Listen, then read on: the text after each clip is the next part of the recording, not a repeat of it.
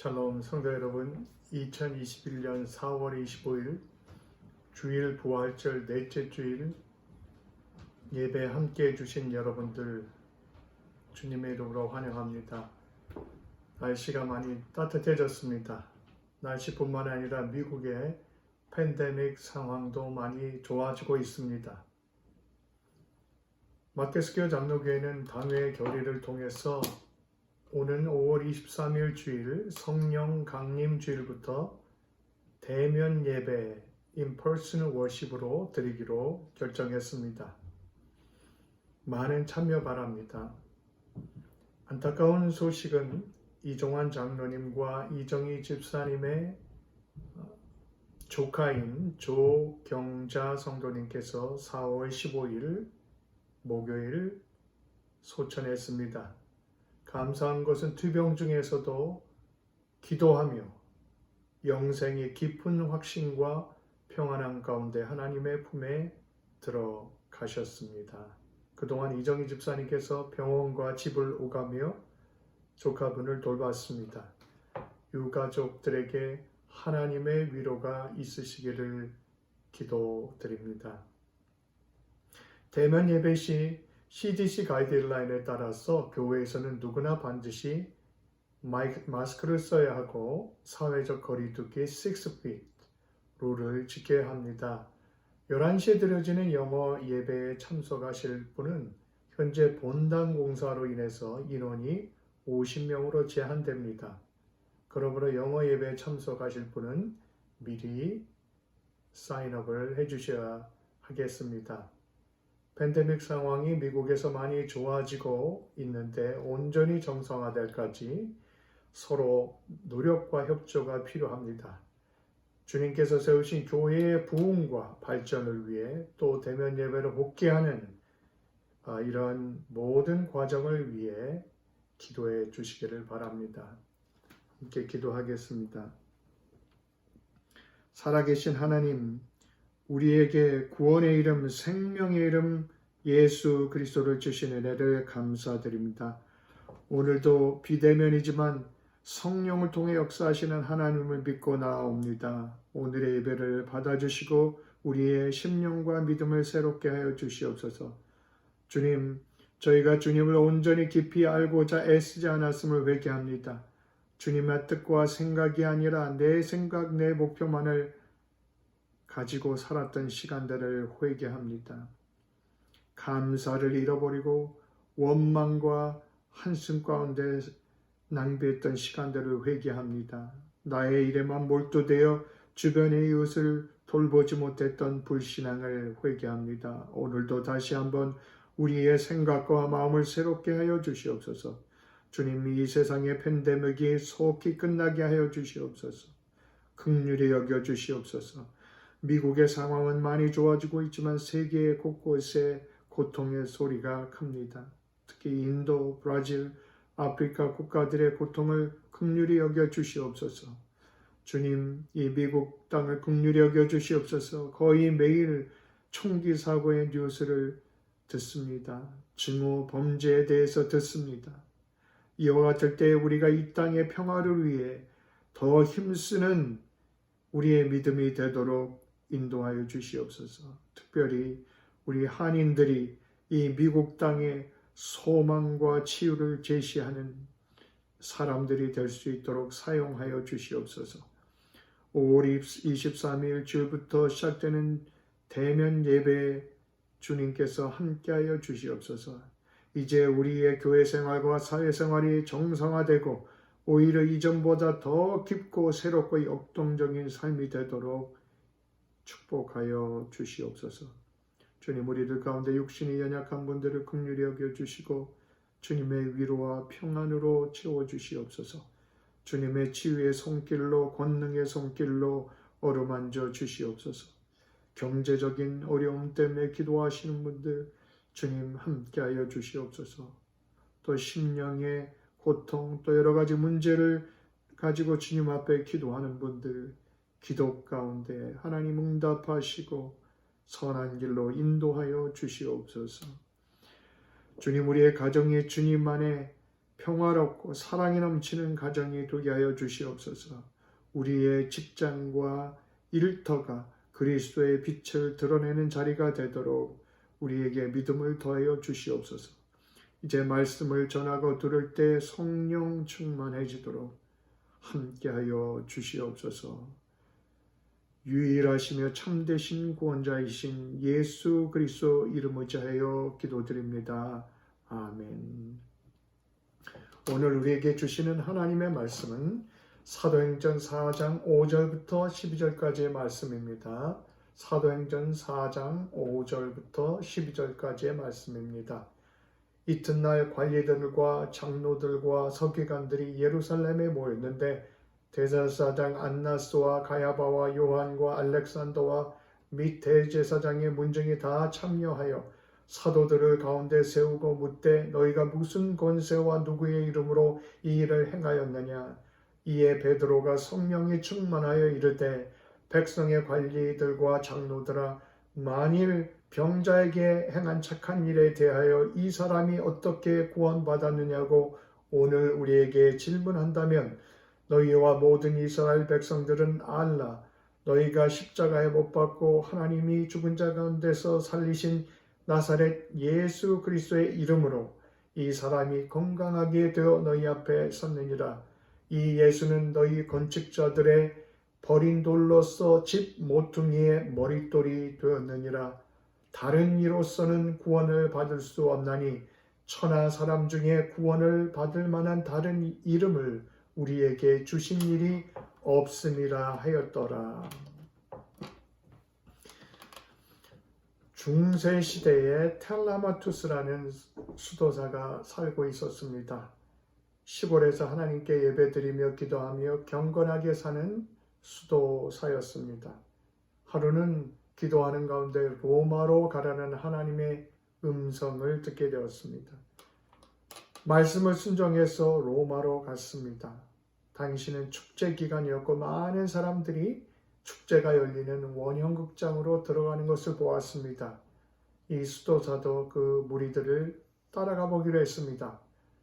그 원형 경기장에는 검투사들의 시합이 벌어지고 있었습니다. 두 검투사들 중에 하나가 죽을 때까지 끝까지 싸웁니다. 사람들은 그것을 즐기며 열광을 합니다. 경기가 시작되고 두 검투사는 황제 앞에 최선을 다해 싸우겠다고 맹세하고 경기장 안으로 들어갑니다. 수도사는 이것을 보고 옳지 않다고 생각을 했습니다. 하나님이 왜 자신을 로마에 보내셨는지 알게 되었습니다. 싸움이 막 시작되려는 찰나 수도사는 일어나서 외쳤습니다. 멈추시오! 멈추시오! 구부정한 수도사가 일어나 멈추시오! 멈추시오! 외치니까 사람들은 그게 그냥 쇼의 일부인 줄 알고 웃기만 했습니다. 검투사들이 싸우려고 하자 이 수도사는 원형 경기장 안으로 내려와서 멈추시오! 멈추시오! 외치기 시작했습니다. 수도사가 계속 소리를 지르고 방해하자 사람들은 야유를 보내며 화를 냅니다. 그때 검투사 하나가 칼로서 이 수도사를 찔렀습니다. 그러자 수도사는 예수의 이름으로 멈추시오라고 외쳤습니다. 수도사의 외침에 온 경기장의 분위기가 조용해지고 숙연해졌습니다. 황제가 일어나 조용히 경기장을 빠져나갑니다. 검투사들도 자리를 떠났습니다. 그리고 사람들도 그 뒤를 따라 경기장을 빠져나갔습니다. 이 일은 AD 391년에 있던 일입니다. 이 일 후에 로마에서는 이렇게 피를 흘리며 죽는 것을 즐기는 악한 문화가 사라졌다고 합니다. 예수의 이름으로 멈추라고 외쳤을 때 성령께서 사람들을 감동시키셨습니다. 악한 문화와 관습이 패하게 되는 역사가 일어났습니다. 예수의 이름이 진정되고 깊은 믿음으로 외쳐지는 곳에 하나님께서 임재하시고 역사하십니다. 반면에 예수의 이름을 제일 싫어하는 존재가 있습니다. 악한 마귀와 그 세력들입니다. 죽음을 이기고 부활하신 예수님 앞에 자기들이 마지막 날에 영원한 심판을 당할 것을 압니다. 그래서 어떻게든지 예수님의 이름이 높아지는 것을 막으려고 합니다. 본문에 나타난 유대 종교 지도자들은 예수님의 이름을 막으려고 했습니다. 그러나 그것은 사실은 마귀가 기뻐하는 일이요, 이들의 행위는 마귀의 일을 대행하는 것이었습니다. 오늘 본문에 보면 베드로와 사도들은 나사렛 예수의 이름을 외치며 설교하다가 공회에 잡혀갑니다. 사도들이 공회에 잡혀간 이유는 사도행전 4장에 보면 두 가지입니다. 첫째, 40여 년 동안 날 때부터 안진뱅이였던 사람을 고쳤기 때문에 그렇습니다. 이 안진뱅이였던 거리는 평생 한 번도 걸어본 적이 없는 사람입니다. 그리고 성전 미문에서 구걸만 했지 성전 안으로 들어가 본 적이 없는 사람입니다. 장애인이 성전 안에 들어가지 못했기 때문입니다. 그런데 이 사람이 어느 날 베드로와 요한을 만나 일어나 걷게 됩니다.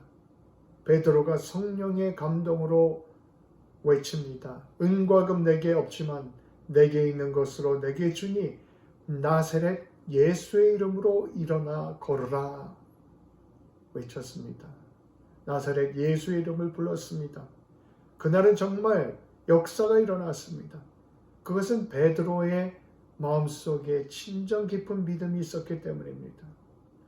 부활하신 주님을 만난 베드로는 나사렛 예수의 이름을 외치면서 마음으로 하나님의 도움을 향했습니다. 그 믿음을 보시고 주님께서 임재하시고 역사하셨습니다.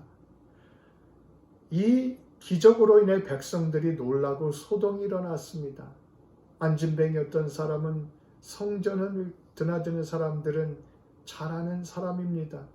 이 사람이 갑자기 멀쩡해져서 성전 안으로 들어와 걷기도 하고 뛰기도 합니다. 그러면서 하나님을 큰 소리로 찬미합니다. 그러니 예루살렘에 큰 소동이 일어났습니다.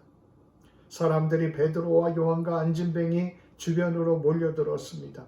베드로는 몰려든 유대인들을 향해 솔로몬의 행각에서 설교를 했습니다. 당신들이 십자가에 못 박은 나사렛 예수가 죽었다 3일 만에 다시 살아나셨습니다. 그분이 이 안진뱅이였던 이 사람을 일으켰습니다. 당신들은 큰 죄를 지었지만 하나님께서는 진심으로 회개하고 돌아오는 사람들을 용서하시고 받아주십니다.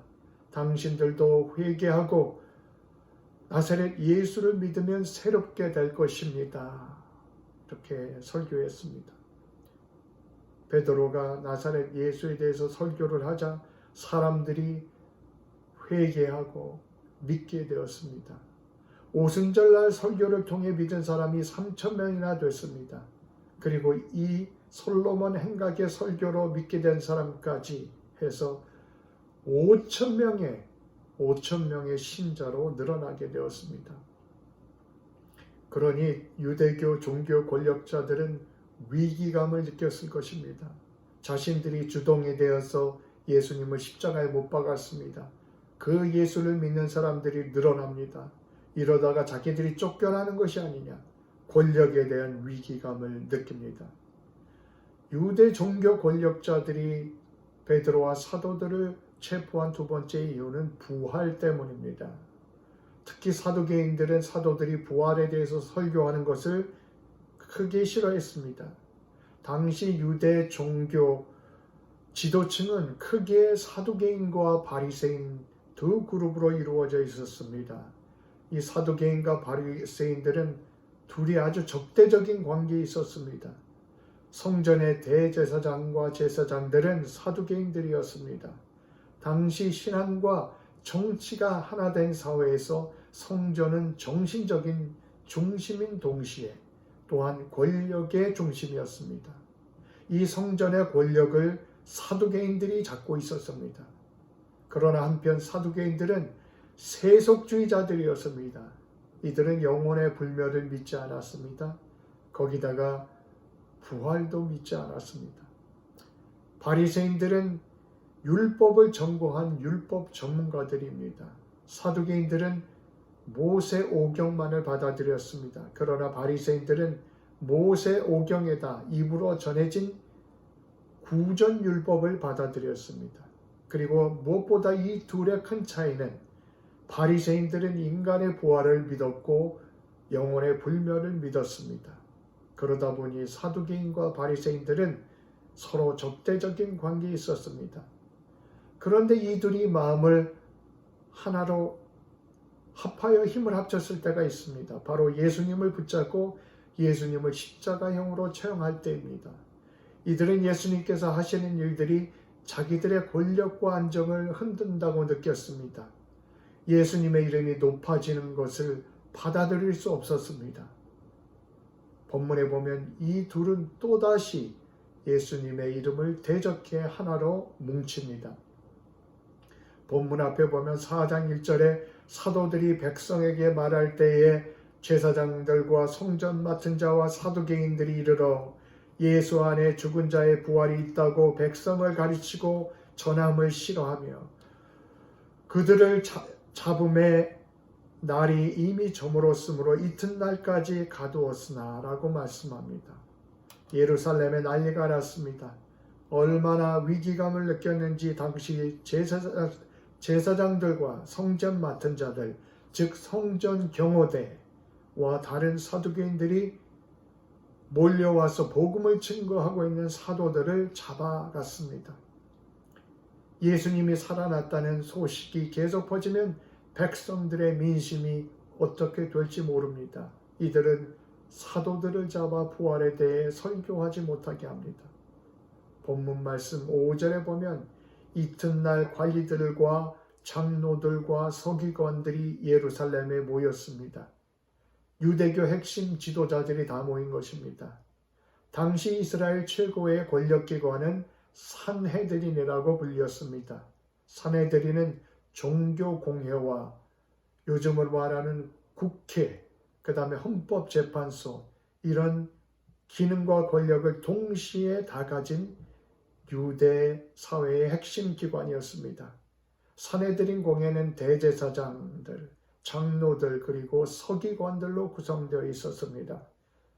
5절에 관리들이라고 표현되어 있는데 대제사장을 말합니다. 이렇게 부른 이유는 대제사장들이 성전을 관리하는 실제적인 권력을 가지고 있었기 때문입니다.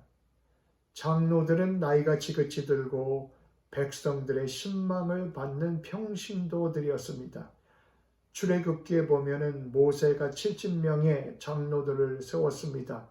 장로의 기원이 여기에 기인합니다. 장로들은 그들의 사회적인 위치나 경험 때문에 중요한 사회 역할을 했습니다.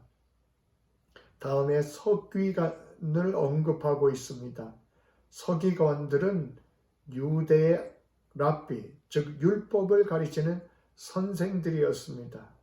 랍비들은 모세 오경, 즉 창세기, 출애굽기, 레위기, 민수기, 신명기 이 모세 오경과 더불어 구전 율법의 전문가들입니다.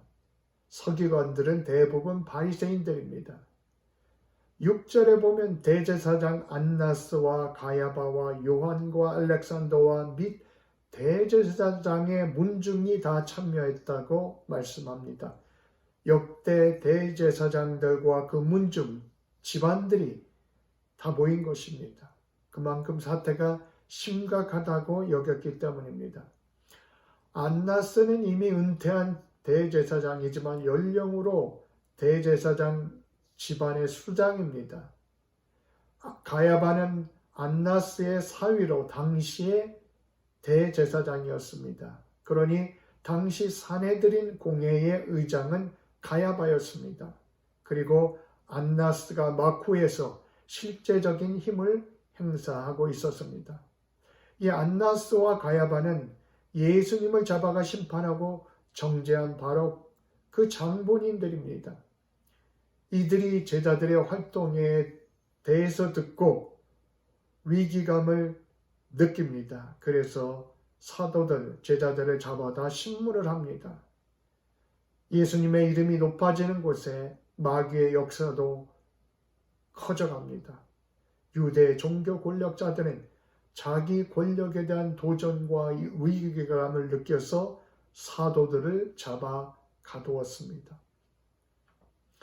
본문 7절 말씀에 보면 사도들을 가운데 세우고 묻되 너희가 무슨 권세와 누구의 이름으로 이 일을 행하였느냐 말씀합니다.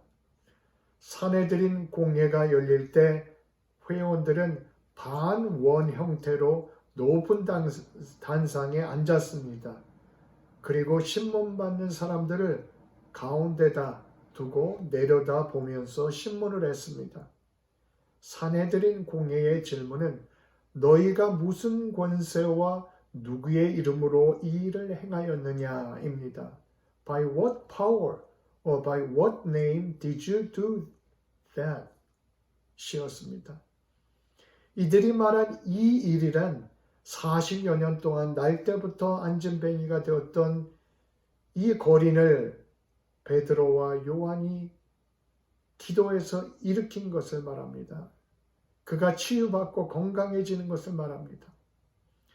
이들에게는 이 치유의 역사가 그저 이 일에 불과할 뿐이었습니다.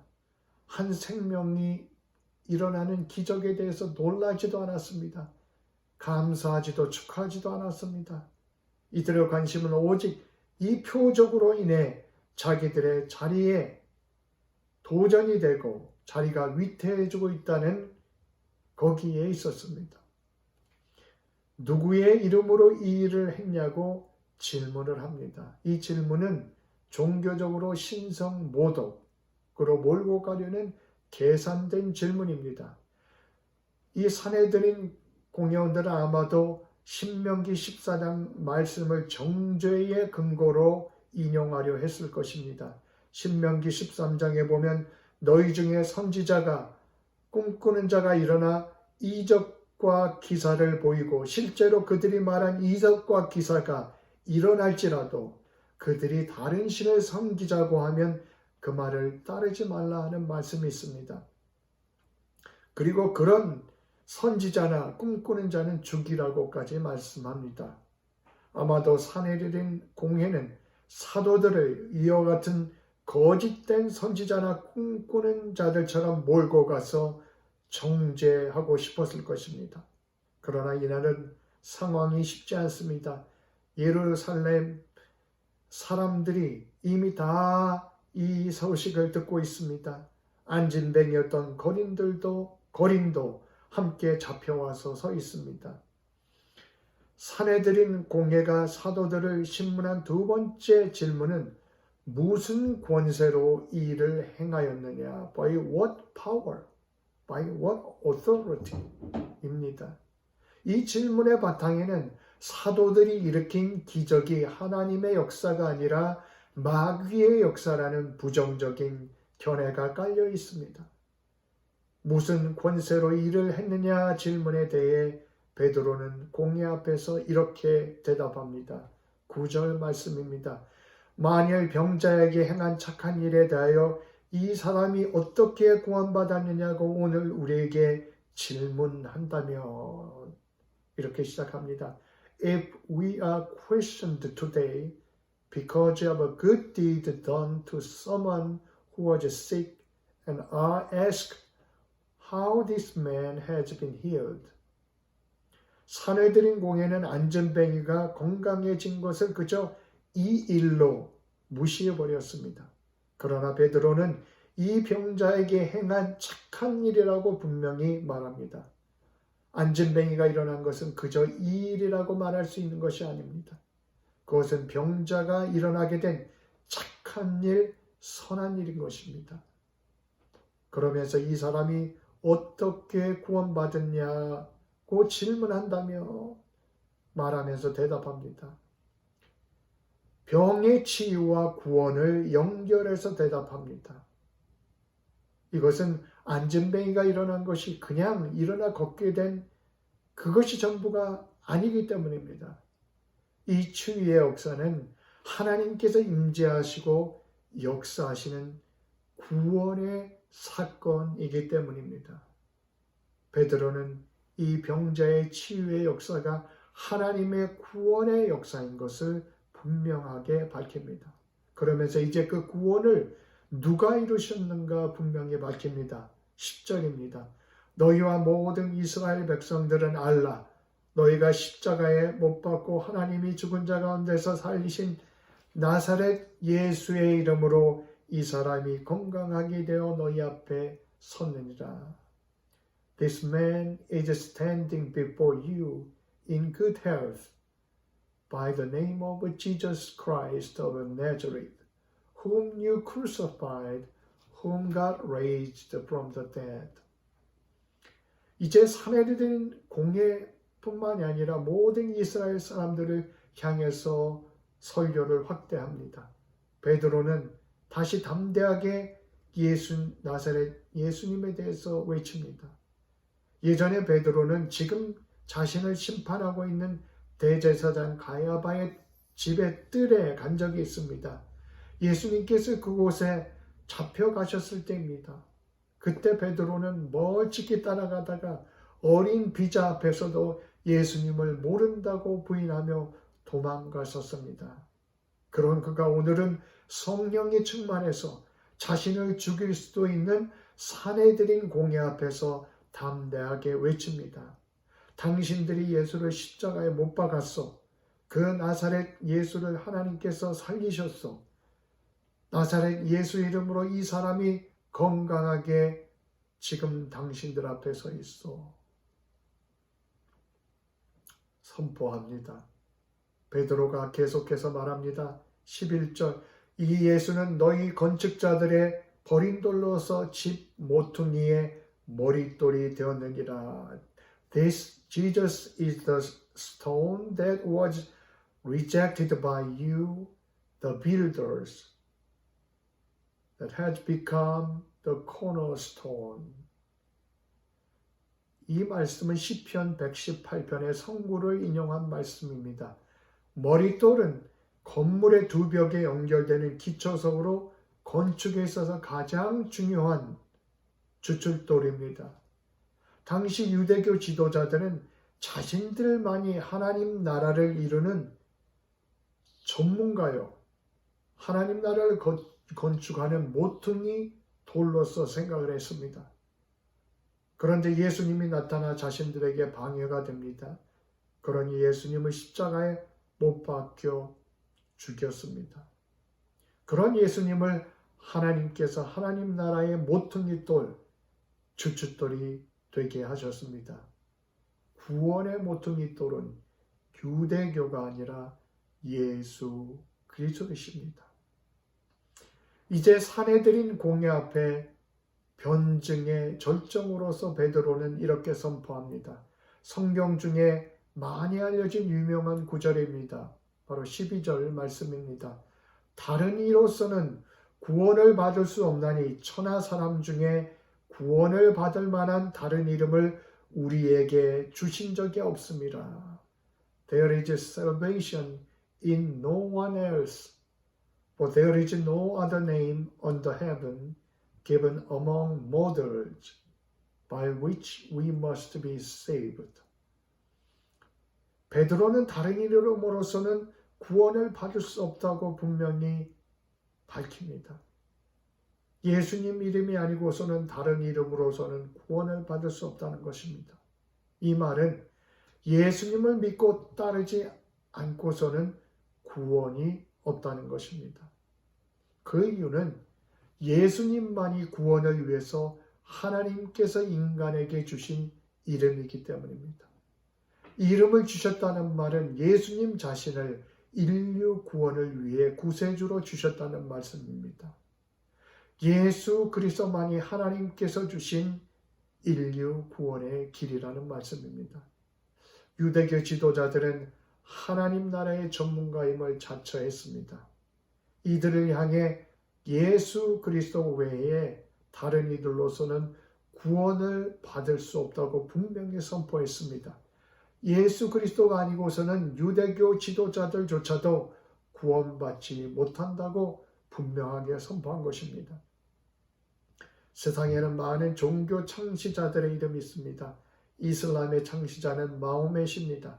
불교의 창시자는 석가모니입니다. 그 외 세상 역사의 업적과 사상을 남긴 수많은 사람들이 있습니다. 소크라테스, 플라톤, 아리스토텔레스, 그 외 수많은 위대한 이름들이 있습니다. 그러나 이 중에 어떤 이름들도 하나님께서 구원을 위해 주신 이름이 없습니다. 인류를 위해 구원을 위해 주신 이름은 바로 예수 그리스도이십니다. 예수님은 여러 구원자 중에 한 분이 아닙니다. 그분만이 하나님께서 구원을 위해서 주신 분입니다. 베드로는 이 점을 분명하게 선포했습니다. 예수 그리스도의 이름만이 구원의 이름입니다. 그러므로 우리는 예수님의 이름이 무엇을 의미하는지 배우고 깨달아 알아야 합니다. 예수님의 이름을 배우고 깨닫는다는 것은 예수님의 마음과 뜻을 깨닫고 안다는 것을 말합니다.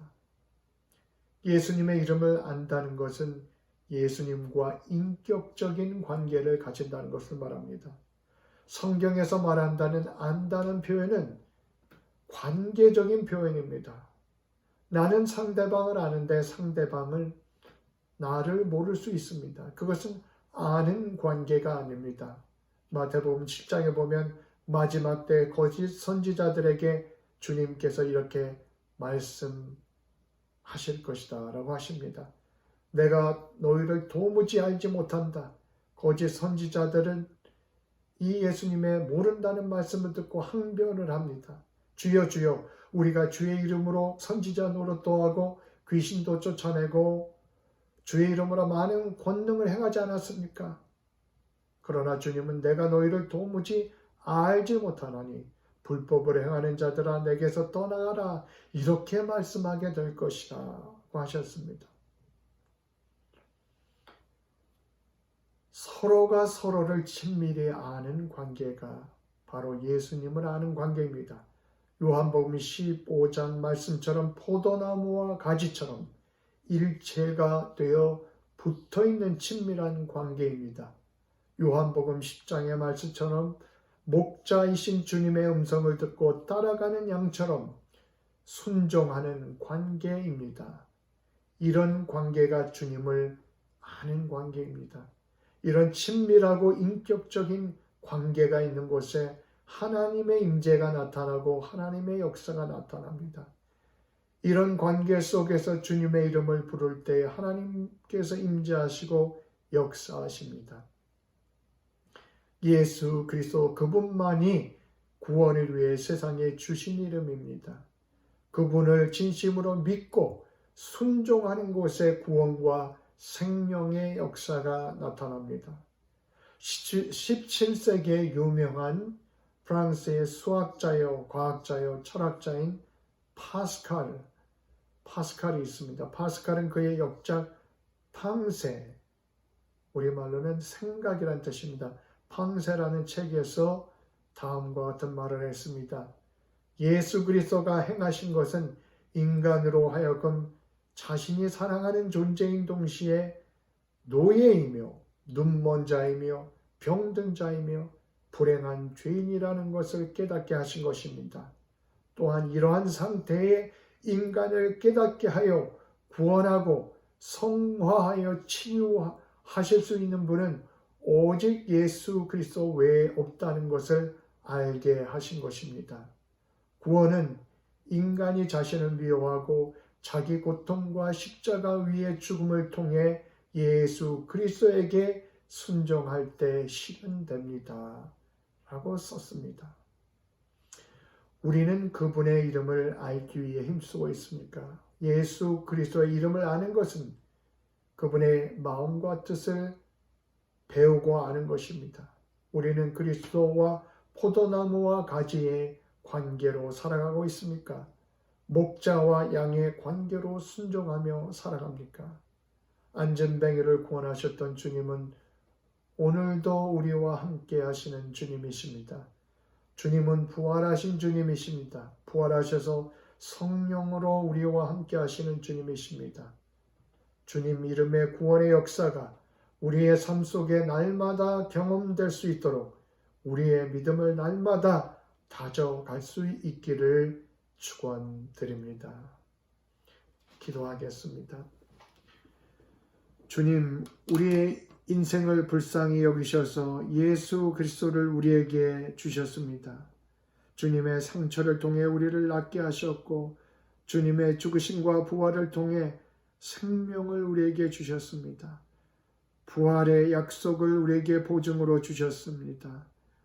그러나 우리는 얼마나 자주 이곳저곳 구원이 없는 곳을 기웃거렸는지요.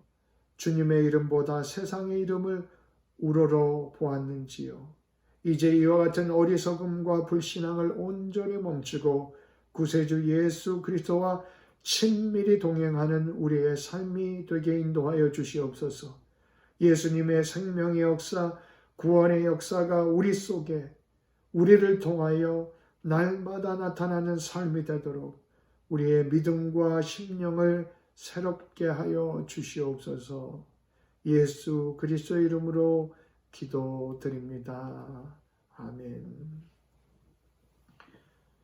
지금은 우리 주 예수 그리스도의 은혜와 성부 하나님의 무한하신 사랑과 성령님의 교통하심이 마켓스퀘어 장로교회 모든 교우들 위해 또한 온라인으로 함께 예배드리는 모든 성도님들 위해 이제로부터 영원토록 함께 하시기를 축원드립니다. 아멘.